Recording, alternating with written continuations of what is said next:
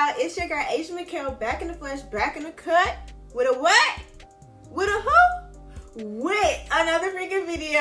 If you're new to seeing my face, hello, I'm Asia McKell, I'm an August Leo, I'm 22. Make sure you watch to the end of the video, and if you're feeling me messing with my vibe, go ahead and hit that red subscribe button on your way out. Turn the bell to be notified every time I post, so don't miss a beat, baby. If you're not new to see my face, what's up, what's good, what's tea, what's going on, what's poppin', sis? Welcome back to my channel, y'all. I hope y'all are having a blessed day. It is currently 10:37 in the morning, and I'm about to go ahead and do this requested video for y'all. I'm doing a relationship advice type thing. I'm really going to be talking about why relationships don't last in our generation right now, and I'm just going to be giving y'all some tips that I use to help me have a successful relationship. I'm not saying my relationship is perfect, and I'm not saying that I'm like a freaking relationship therapist or something like that. I'm just going based off of my experiences, and I'm just letting y'all know my tips, and also just giving my opinion about why relationships nowadays just not lasting, especially in our area, in our generation, and Gen Z. So that's what we're about to get into today. We're about to get into the real spill, the real tea, honey. Y'all already know what to do before we get into it. Go ahead and leave this video a big old fat juicy thumbs up. Comment down below. I'm thinking about making this a series, a relationship series. Okay, so first thing I really want to get into is really like Gen Z and like the mindset. Like the everything is just so weird. Like they're normalizing every single thing. So I really want to get into what is being normalized and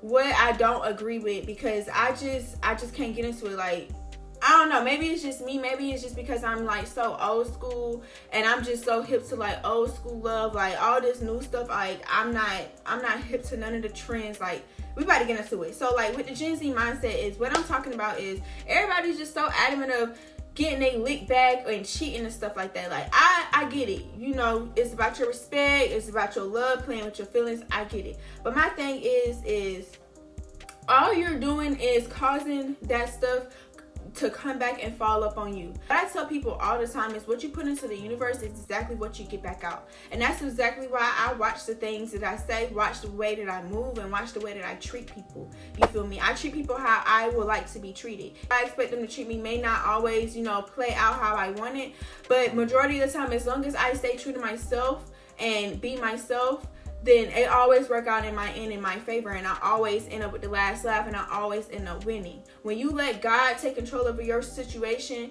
and give God your situation, he's going to give them their karma. You don't have to worry about that. Let God handle them. But everybody's just so adamant about getting a lit back or cheating and stuff. Like, my thing is what's the point? What's the point of cheating? Especially at our big grown age. Come on now, we're in our 20s now. I'm talking about Gen Z, us 20-year-olds, early 20s and up, literally.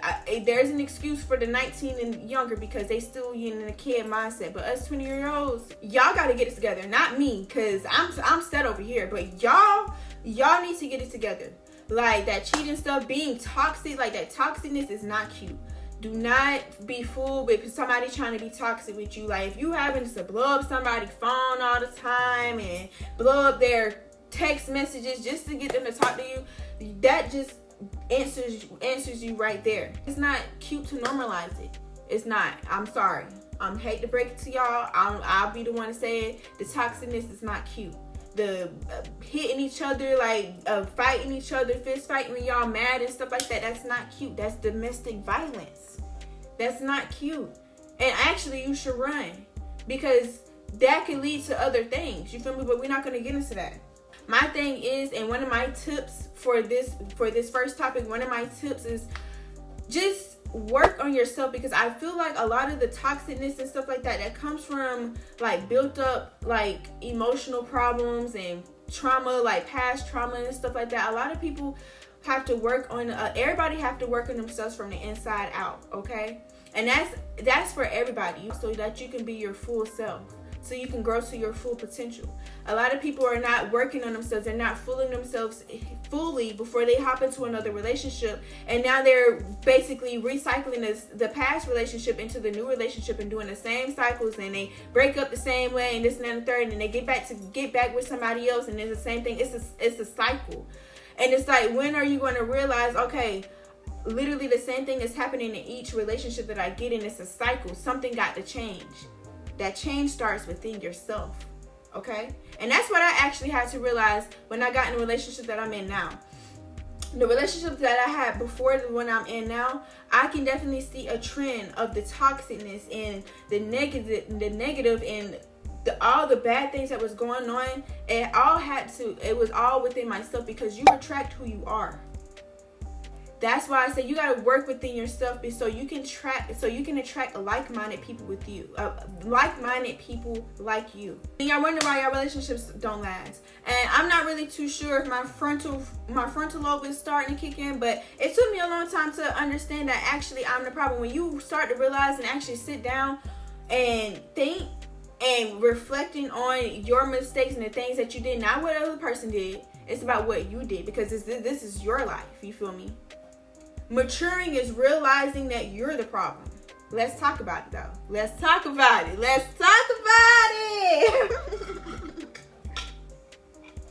Y'all, cranberry juice, it just be having my jaw tingling, baby. It be buzzing, but I love me some original cranberry juice, baby. I love it. Anyways, yeah, they did their dirt. They did their things, but I was the problem. You feel me? Because I allowed it. I allowed certain shit, you feel me? And I kept going, so and it got them comfortable to allow them to keep doing it. And then that's what caused the issue. You're in relationships with people, your relationship business is your relationship business and nobody else's. I kid you not. And I'm gonna tell y'all, this recently just happened to me. In one of my previous YouTube videos, y'all can go back and watch. I believe it was like a get ready with me. I was like a New Year's update type thing. It was one of my first videos I posted for New Year's. I was literally explaining to y'all the same exact scenario that I'm talking about. And I'm actually literally just recently learned this at my grown age. So y'all, this is real life experiences that I'm talking about.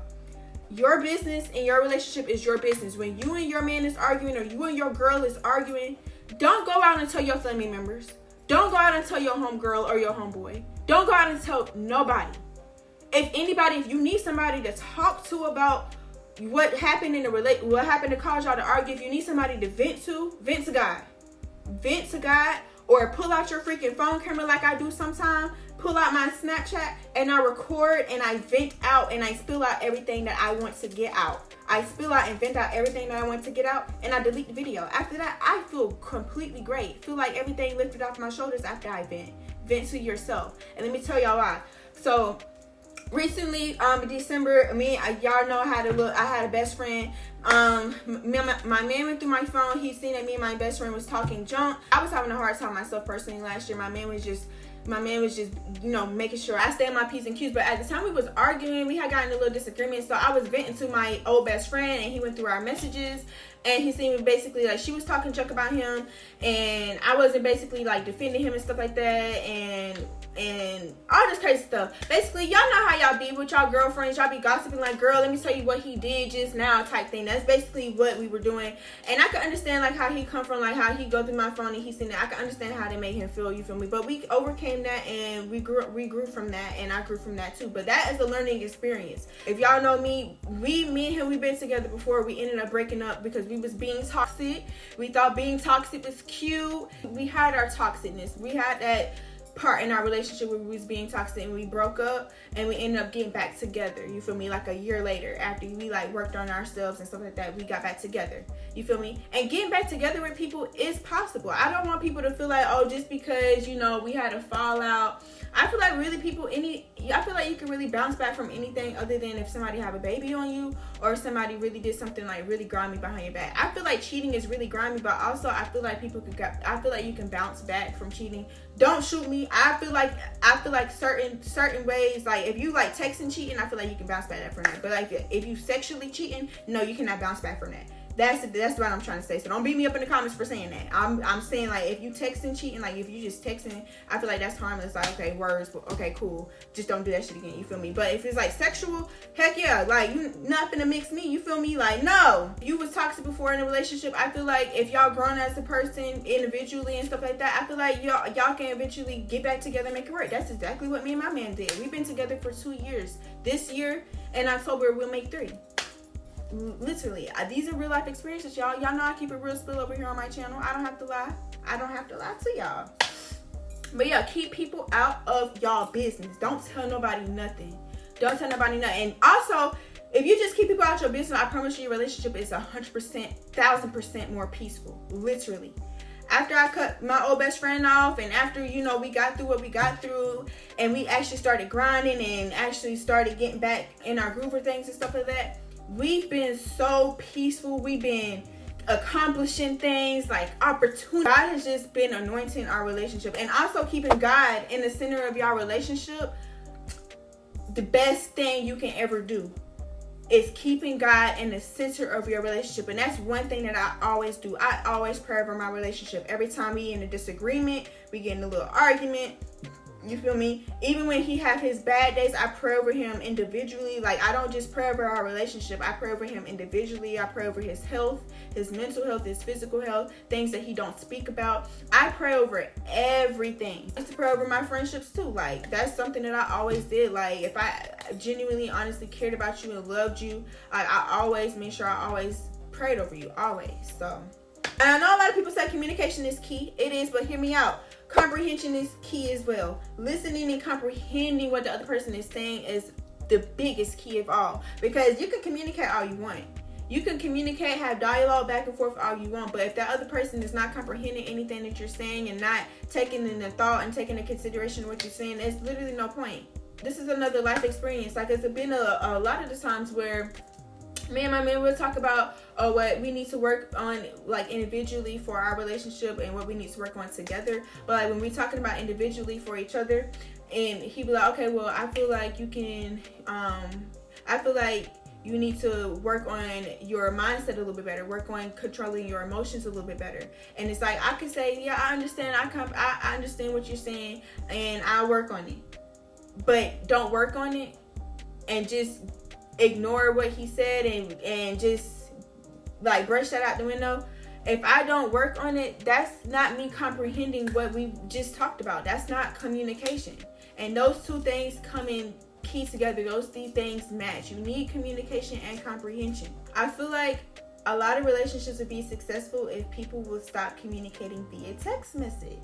You feel me? You can't see a person's facial expressions through text message. You can't feel how a person is feeling through a text message. You feel me? When you have a one-on-one conversation with that person and face to face, you can see their facial expressions, see their body movements, like their energy. You can feel it, and it's more personal, and it's more intimate basis versus if you're texting it through the phone, because you can't see how somebody is feeling through the phone. They can say whatever they want through text message to make you feel good, and feel me, they tell you anything you want. But when you in person, you can see how they feel, feel their energy, and feel them out, and feel me. I feel like that's the best communication. In-person communication is the best communication ever. You should be able to have adult conversations with your partner that you're in a relationship with, or your friendship, like your friend in general. I feel like you should be able to do that, because we're grown. We should be able to sit down and talk. We're adults, okay? We're adults now. I'm sorry if I keep rubbing my nose. My allergies are freaking acting up, y'all. Springtime is approaching, if she's not already knocking at the freaking door, and my allergies is acting up, y'all. I did ask y'all to ask me some relationship, if y'all had any relationship advice questions that y'all would like me to answer for y'all. Only 2 people answered, and I'm still grateful for the 2 people that did answer and did comment up under the post for me to talk about. So I'm going to go ahead and just answer those 2 questions that they commented. So Many in Faith, she asked, how to know when someone is no longer interested in you and when they're starting to play you. So really, the obvious signs is when somebody is no longer interested in you, when they really slowly stop texting you or dry texting you, when they slowly stop calling you a lot, FaceTiming you a lot, or they trying to make up any excuse in the book to not hang out with you. I feel like those are like the obvious signs of people, or obvious signs of when somebody is slowly like losing interest in you. Now, when somebody is slowly starting to play you, I feel like if you haven't been played before, you wouldn't really know the signs. And I feel like if you haven't been played multiple times before, you really wouldn't know how to peep out the signs ahead of time. So it's really going to be hard for me to say, but if you've already been, like, if you got cheated on before, if you got played before, I feel like the obvious signs, my freaking nose is about to freaking kill me, y'all. I swear. I done freaking wipe my nose 20 million times. Dang.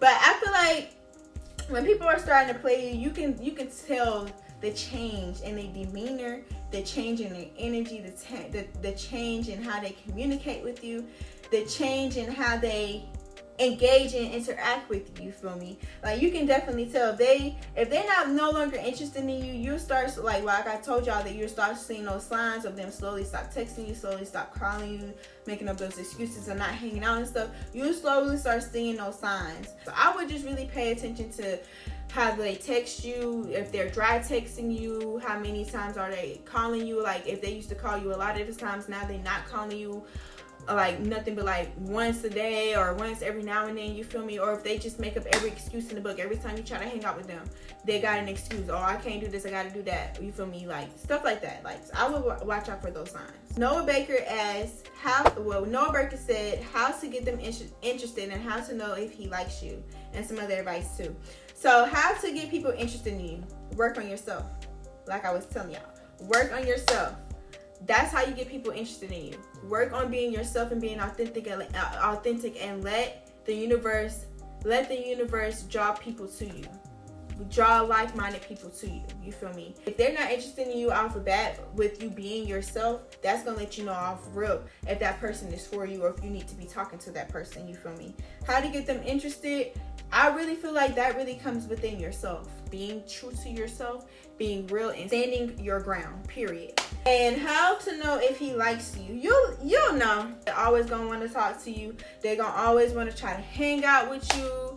Always want to try to get to know new things about you. If y'all start opening up with each other, that's how you know you in there. Like if y'all start opening up, being vulnerable, you telling your secrets, or you telling how your life is, and y'all going back and forth venting each other, y'all are opening that door, opening that window for y'all to be able to gain trust in one another. And if you're able to gain another person's trust, you already got them to like you already off rip. I really also feel like it comes within, like I was just telling you before.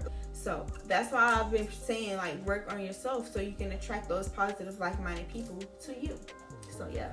But yeah, that's really all the advice and tips that I have for the relationship video today. This is the little start of the series. Maybe we'll see how this goes. Let me know if y'all enjoyed this video. If y'all have any other tips or any other questions, or if you want me to talk about a certain topic, let me know in the comment section, y'all, and we could probably make this into a relationship series and see what we can turn this into. So let me know if y'all enjoyed this video. Go ahead and give this video a big old fat old juicy thumbs up. And like I said, no, my relationship is not perfect, but we definitely do keep God in the center of our relationship. We definitely do. It's not perfect. This is based on my life experiences, my past relationships, and things that I see on social media, and things that I don't agree with or things that I do agree with Gen Z. So if y'all want another video about relationship advice or a part 2 to this, let me know in the comment section below. Y'all, I'm batching content right now. What I'm working on is batching content for y'all. So when I'm sick or when I'm not feeling well, I already have a video already ready for y'all. So y'all not waiting days and up to a week for me to post a video. So I actually got 2 videos to edit right after this one, so I'm about to go ahead and head up on out of here. I love each and every last one of y'all beautiful single souls. We're on the road to 2K, so make sure y'all share my video out to your homegirls. I'm doing a free wig giveaway and a $50 money gift card giveaway to a second winner. Make sure you share my video out, okay? Go ahead and connect with me over there on TikTok, Instagram, Lemon8. All that will be in the description box below. I'm gonna catch y'all in the next video. Bye, y'all.